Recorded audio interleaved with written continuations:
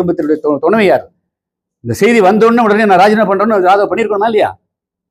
இந்த செய்தி வந்த அடுத்த நிமிஷம் நான் அந்த இதுக்கு பொறுப்பேற்று என்னுடைய துணைவியாருடைய பெயர் வந்துருச்சு, என்னுடைய இன்னசென்ஸை ப்ரூவ் பண்றதுக்கு நான் வந்து அந்த கட்சியிலிருந்து விளைவிக்கிறேன், ஆட்சிந்து விளைவிக்கணும்னு சொன்னோம்னா தான் நியாயமா இருக்க முடியும்.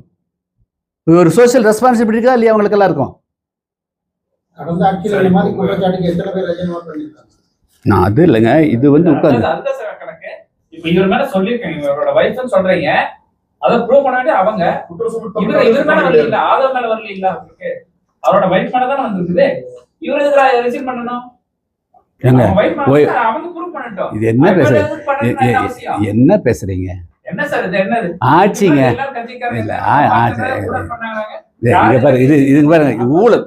நான் வந்து ஊழல் பத்தி பேசுறீங்க. இது ஊழல் மெத்தட் உங்களுக்கு வந்து இல்ல இல்ல இங்க பாருங்க, இது இங்க பாருங்க, இங்க பாருங்க, ஒரு நிமிஷம், இல்ல ஒரு நிமிஷம். அதாவது பொறுமையா டீல் பண்ணுங்க.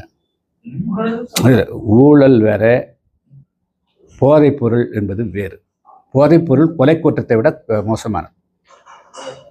போதைப் பொருள் கடத்துவது, அதை விற்பனை செய்வது, இது வந்து கொலை குற்றத்தை விட மிக கொடியது. அதை ஆதரிக்க தினமலர் இல்ல, நீங்க ஆதரிக்கிறீங்களா? இது என்ன பேசுறீங்க?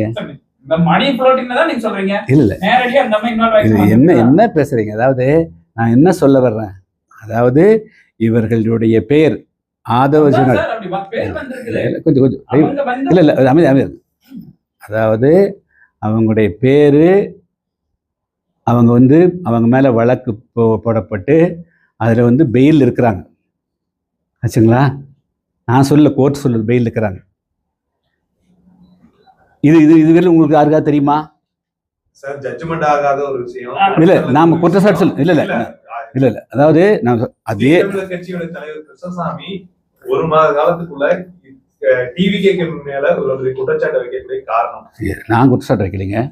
இல்ல அந்த குற்றச்சாட்டை தூக்கிட்டு வந்து வைக்கக்கூடிய காரணம் எங்க 2 நாளா ஊடகம் எல்லாம் பேசுது, நாங்க பேசுறேன்.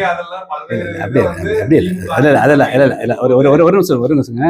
இல்ல எங்களுடைய கன்சர்ன் வந்து தமிழ்நாட்டில் புதிய தமிழக கட்சியினுடைய கொள்கை கோட்பாடு நான் உங்களுக்கு தெரிகிறேன். எங்களுக்கு மிக முக்கியமாக வந்து ஊழல் இல்லாத தமிழகம் வேணும்.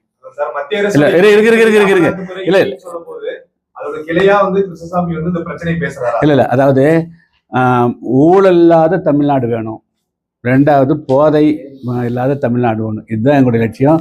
அந்த அடிப்படையிலிருந்து என்னுடைய உண்மைத்தன்மையை அறிவதற்காக சிபிஐ விசாரணையில் ஒப்படைங்க. அதுக்கு பதவி விலகிட்டு விசாரிச்சேன்னா தலைமை செயலகத்தில் ஒரு முக்கியமான பொறுப்பில் இருந்து கொண்டு இது வந்து உண்மையான விசாரணையை வெளிக்கொண்டு வர முடியாது.